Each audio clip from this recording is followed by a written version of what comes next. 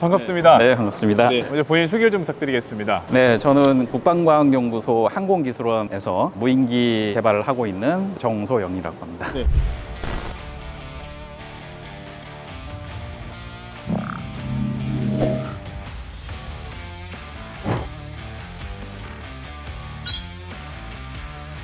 (2017년까지) 개발을 하고 있고, 과제가 완료되면 이제 향후에 KFX하고 연계돼서 개발을 할 수 있지 않을까.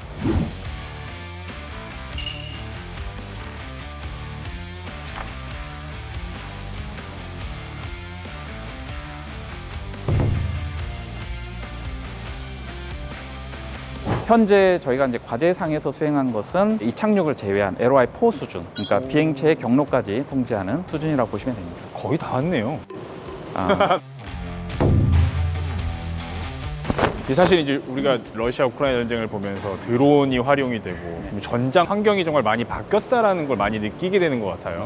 무인기의 군사적 활용은 굉장히 오래전부터 있었고요. 그런데 최근에 이제 러시아 우크라이나 전쟁에서 그 이제 위력이 다시 한번 입증이 이제 됐다고 봅니다. 그래서 전장 운용의 모든 제대에서 무인기 정보들은 거의 이제 필수적으로 활용하는 그런 정보가 되었고요. 전에는 수색이라든지 감시 정찰이라든지 이제 이런 데 특화되어 있는 대대에서 정보를 생산하면 그 정보를 가지고 이제 화력 체계나 이쪽으로 전달을 해서 실제 이제 화력을 운용하는 그렇게 됐는데, 지금은 센서 투 슈터 시간도 있고 그걸 단축시키려고 하는 노력도 있고 해서 거의 모든 제대에서 무인기 정보들을 실시간으로 바로 받아서 작전에 활용하고자 하는 이제 그런 측면으로 좀 발달이 되어 있고, 항공 플랫폼 측면에서도 기존의 이제 C4I 체계를 통해서 가공된 어떤 무인기의 그런 정보들이 왔다 그러면 현재는 직접적으로 그 영상이라든지 통제 권한까지 넘겨받아서 직접 유인기의 조종사가 어떤 무인기 정보들을 활용하고 무인기를 통제하고 그런 쪽으로 기술을 뿐만 아니라 전장 작전 개념이 이제 발전하고 있다고 보시면 됩니다.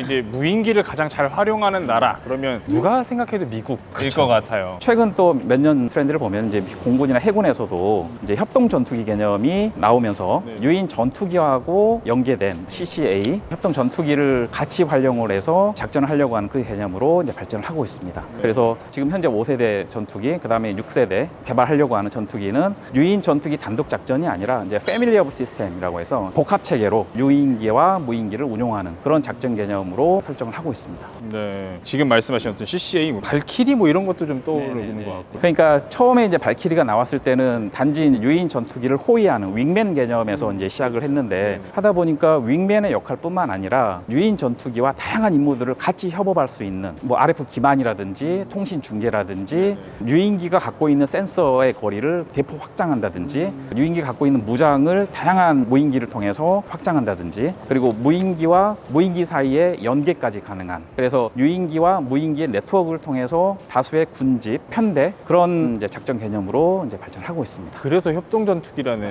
말이 붙는 거군요. 그러니까 윙맨의 역할을 넘어서 아예 유인기 조종사와 협동하는 개념으로 가니까. 보조가 아니라. 맞습니다.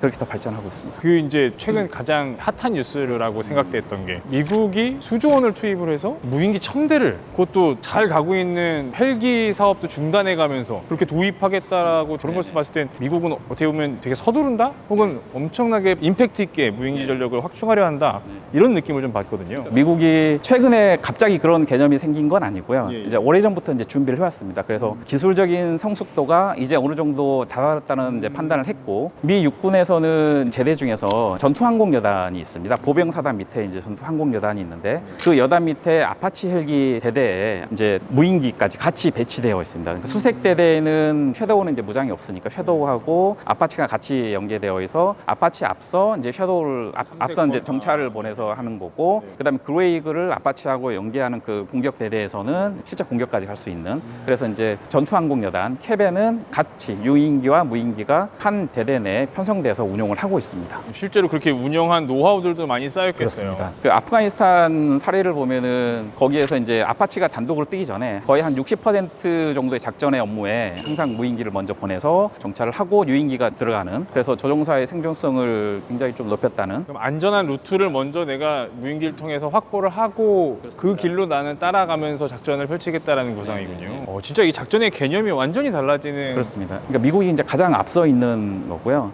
다른 나라들도 이제 무인 전투기 쪽에서 개발 수요들은 굉장히 많습니다. 이제 중국, 이스라엘, 러시아 대표적인 거고요. 중국도 3조 원 국방비를 편성을 했던데 중국의 또 유무인 복합 체계도 좀 들여다볼 수 있으면 알려진 정보가 많지는 않은데 주시할 필요는 있습니다. 예. 이제 국내 얘기를 좀 해보면 좋을 것 같은데요. 전체적으로 그럼 미국이 가장 선도적이니까 미국의 기술 수준을 100이라고 본다면 지금 우리나라의 기술 개발 수준은 어느 정도까지 와 있다라고 평가할 수 있을까요? 이건 좀 어려운 문제. 단순히 수치화시키기 네, 어렵겠지만 그러니까 기술 분야별로도 그렇죠. 다르고, 그러니까 이게 있습니다. 이게 이제 유무인 복합 체계는 기술적인 완성도뿐만 아니라 군에서 이러한 유무인 복합 체계를 어떻게 운용할지 운용 개념 그래야지 실제 작전에 그렇죠, 운용하니까 그렇죠. 그런 부분까지 같이 가야 돼서 굉장히 미국 사례가 이제 참조할 부분이 많긴 하고요. 육군에서도 이런 부분에 대해서 작전 개념 세우고 하는 부분을 굉장히 좀 활발하게 진행을 하고 있는 걸로 알고 있습니다. 국내에서도 이제 기술 개발 과제들은 지금 굉장히 많이 있습니다. 동시에 진행되고 있는 과제들이 많습니다. 국가연에서 주관하는 그런 과제들도 현재 굉장히 많이 진행되고 있고, 크게는 이제 두 축으로 이루어져 있습니다. 헬기하고 무인기하고 연동하는 그런 축과 나중에 우리 KF-X하고 연동을 하기 위한 기술 개발을 위해서 전투기하고 무인 전투기하고 연계하는 그런 이제 과제들이 이제 축으로 진행이 되고 있고요. 그래서 지금 소형 무장 헬기하고 연계한다든지 KF-X하고 연계한다든지 하기 위한 이제 기술적인 기반들을 지금 마련해 가고 있다고 보시면 됩니다. 유인기와 무인기 비행을 통제하는 기술은 사실 미국도 이제 수출 통제를 하고 있는 기술이잖아요. 맞습니다. 그리고 나토군 표준에는 레벨 5까지 여러 단계가 있어서 그거 단계마다 또 승인 여부도 달라지고 뭐 이렇게 하는데 이 기준에서 우리의 무인 운용 제어 기술 어느 단계까지 와 있고 어느 단계까지 네, 그러니까 통상적으로 유인기에서 이제 무인기를 통제하는 거를 나타낼 때 상호 운용 수준이라고 얘기를 합니다. LOI라고 해서 다시 말해서 무인기를 통제하는 수준이라고 보시면 됩니다. 그 5가지 단계가 있습니다. 가장 높은 수준이 이착륙부터 경로, 그 다음에 무인기가 갖고 있는 센서까지 통제 다 하는 그 LOI5라고 보시면 되고, 네네. 이착륙을 제외하고 통제한다 그러면 LOI4, 그다음 임무 장비만 통제한다 그러면 LOI3, 임무 장비에서 나오는 영상만 받아본다 그러면 LOI2, 뭐 이렇게 이제 지금 단계를 나눌 수가 있는데요. 현재 저희가 이제 과제상에서 수행한 것은 이착륙을 제외한 LOI4 수준, 그러니까 비행체의 경로까지 통제하는 그 수준이라고 보시면 됩니다. 거의 다 왔네요. 근데 이제 말씀드렸듯이 네네네. 이제 비행이라든지 체계라든지 이런 부분은 실제 남아 있어서 근데 랩 수준에서 이 레벨 4까지 그 정도까지는 한번 이제 보여준 거고요. 지금 뭐 여러 가지 얘기를 종합적으로 하셨는데 국가연에서 주관하고 있는 연구과제 한 2개 정도만 소개를 좀 해주시죠. 유인 회전익기에 의한 다수의 무인기 운용 제어 설계 기술.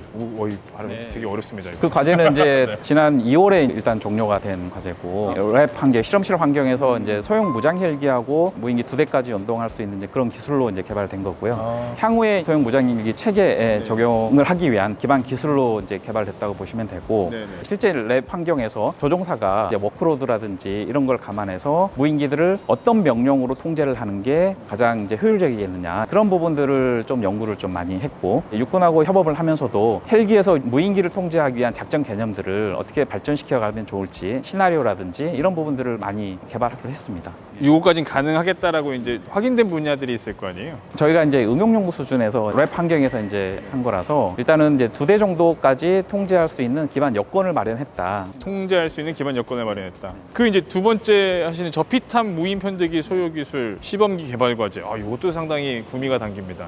네. 아직 이 내용들을 제가 조금 더 자세하게 말씀드리기 좀 어려운 점. 지금 현재 한창 진행되고 있는 과제고, 말씀하실 수 있는 네, 수준까지만. 21년도에 이제 시작해서 이제 27년까지 이제 진행 계획으로 지금 하고 있고요. 무인 전투기 정도의 급으로 개발하려고 지금 진행하고 있습니다. 이제 과제가 완료되면 이제 향후에 KF-X하고 연계돼서 아마 개발을 할 수 있지 않을까 그렇게 생각을 하고 있습니다. 그 정도만 말씀드리겠습니다.